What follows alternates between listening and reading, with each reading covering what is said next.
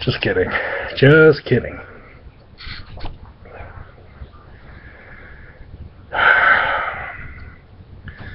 Little Harry and the Lumpers, Part 2. Little Old Harry and the Lumpers, Part 2. Okay, so old Harry, he got the Mithril Ace sword. The name of the sword was called Tyrant No More because it could slay up to 4 to 10 demigods or whatever. His little brother had the demigod gem that gave him powers of a demigod. Powerful one at that. And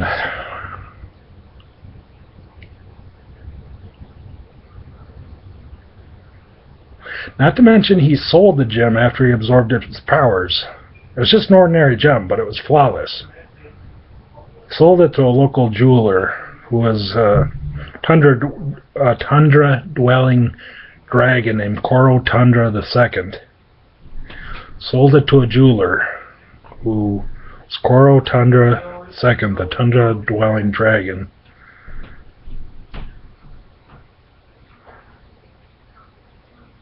For 12,000 gold pieces. Yeah, that's a lot of money in Lumperdom. I mean, kind of a cheap retail price for a flawless gem, but still, that's a lot of money for, up front. 12,000 gold pieces. He bought a bow. Enchanted bow. Not the best of enchanted bows, but one that didn't exactly grant a kill shot every time, but it did increase his accuracy. So he sold the gem. On Koro Tundra II. He looked at, Old Harry's sword. He said, "Hey, how much you want for that?" And Harry said, "This thing's priceless. It doesn't have a price. It's not for sale." He said, "Well, how about that other sword? It could be you're the one who's supposed to avenge your fallen lumpers and stuff. That could be a real hot sale item someday." And he's like, "Nah, there's too much sentimental value to the sword." He says, "Well, how about that laser gun? I mean, it looks like it's out of ammo anyway. I mean, how much you want for that?" He's like, "Give me 2,000. And Koro Tundra II was like, 1,500. And they haggled for a few hours and finally settled on 1,500 and 6 gold pieces. It was a deal, and old Harry's 12 gauge sawed-off shotgun was out of ammo, so he bought on another local weapon dealer. He bought 50 shells of buckshot, hollow point, and whatever, I don't know. Yeah, he got a good deal, basically.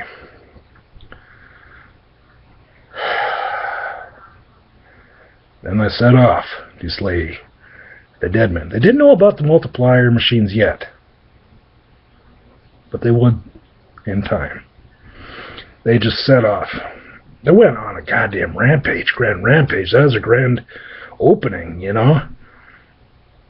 didn't know if they'd go out with a bang necessarily, but they certainly began with one. The big bang, and hopefully would end with a big bang. Kaboom! Kaboom and bang. Bangarang. Wang tang and the yin yang, you know what I'm saying? So anyway, they went around killing, took them about a year to kill over 4,000 dead men, they stabbed them, slashed them, decapitated them, eviscerated them, cut them in 2, cut them in 3, cut them in 4, cut them in 5, cut them in 17, cut them in 18. They got bored with that for a while and they burned them, torched them, incinerated them, not necessarily in that magnificent order. Sometimes they commandeered their machines, They took a tank, blew up some robots, blew up some more dead men, The dead men, they had battle beasts too, Elephants with 2 trunks that could wield swords and giant machetes and giant battle axes and giant couches and giant laser weapons, Sometimes they took some pretty serious injuries, and up to this point, little Frank, he either relied on his, on his really good bow, to shoot down a lot of dead men and war beasts and all that shit. But he used his powers to heal. I mean, sometimes they lost an arm or leg or an ear or their scalp or, on one occasion one of their butt cheeks got incinerated. They had to restore that. He just used his demigod powers, at a safe level at first. He just used them to heal. He could use them to heal any injury. Except, he couldn't recall back from the dead, at least not to his knowledge. He could, perhaps, maybe, if I allow it later. But if he ever did, it would require a serious amount of diligent study. Anyway, after they killed 4,000, and they killed 8,000, and they killed 12,000, there's no end to these fuckers. So, what gives? We've killed thousands of these guys. So Little Harry's, why don't we just kill 1 million, see if we get any further then. So, about 10 years later, and then 2 more years and a couple more months, and then 5 more minutes, they killed 1 million. And still there was no end to them. They're like, where are all these guys coming from? Is the entire world covered with them? What about all our forebears before us? Didn't they, shouldn't they have at least killed half of them? And then it's just like, there's no end to them. What's going on?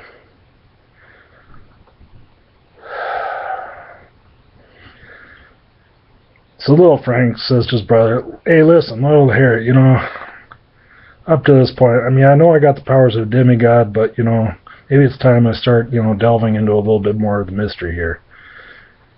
I've had this notion at the back of my mind, that I can summon demons. I know demons aren't exactly the best thing to summon, but they do bear knowledge. And I can summon an imp who is particularly smart, but he's really eccentric, but he does have a lot of knowledge. Maybe he can give us some insight on where all these dead men are coming from, because maybe if we can eliminate the source, we can finally solve the mystery of why, there's so many of them, that we can, just eradicate them, if we can eradicate the source. And he says, well, let's give it a shot. We got all the time in the world to kill, so he does a mumbo-jumbo, and Little Frank's like, never done this before, hopefully it works, hopefully I don't turn into a toad, blah, blah, blah, blah, blah. Little Harry's like, nah, don't worry, you'll be fine, you're a demigod, you can just change yourself back. Abraham Lincoln. Just kidding. So, he summons a demon, he summons the little demon imp, and the imp is like, my name is Khaki Cack. And Little Harry's like, Hacky Sack? Khaki Cack. Khakis? What are you, dumb? Khaki Cack. Oh, hi, Khaki Cack. And the Khaki Cack's like, hi. And Khaki Cack says,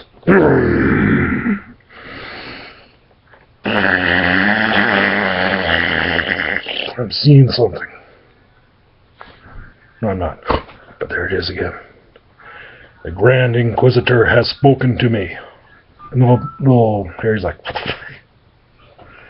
so it's like, and Little Frank says, just be patient, this is the first time. If he doesn't tell us anything, if he's just full of shit, if he's not really full of knowledge, I'll just dispel him, send him back to the netherworld, I'll try again later. Just be patient, it's my first time. And Little Harry's like, okay, I'll give you your confidence. And little Khaki Cack, he goes off on these little tirades and gibberish for a few hours, and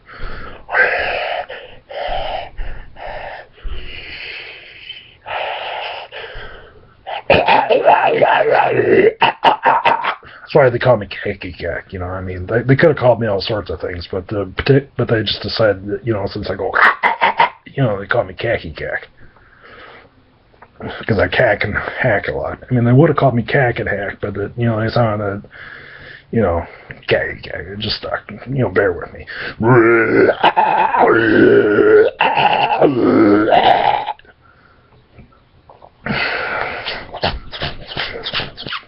This is what Khaki Cack's doing. I'm not just doing this for my own amusement. This actually happened in another universe.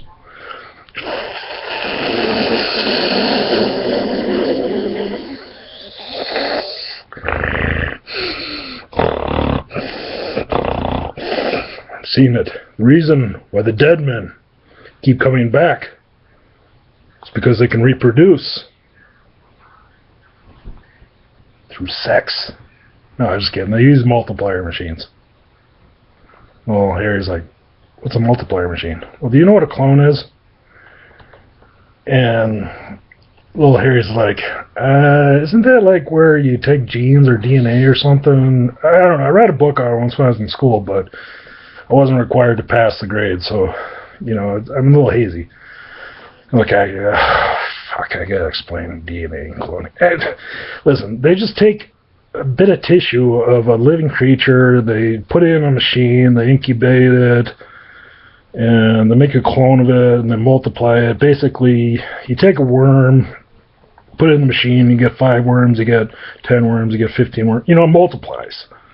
It's a multiplier machine. You know, it takes something, they can multiply it by 5 in half a second more, it's doubled, half a second, it's tripled, you know, whatever. You know, it makes a lot of, you know, it's making all these guys, you know.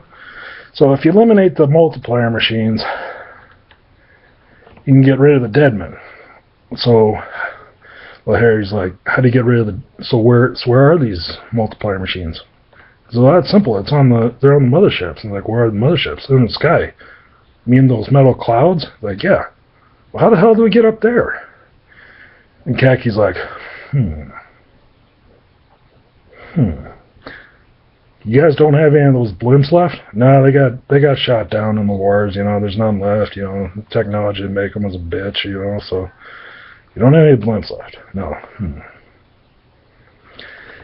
Has your folk the Lumpers ever manufactured other technologies that employ flight? And little Harry's like, Well, we did try hot air balloons.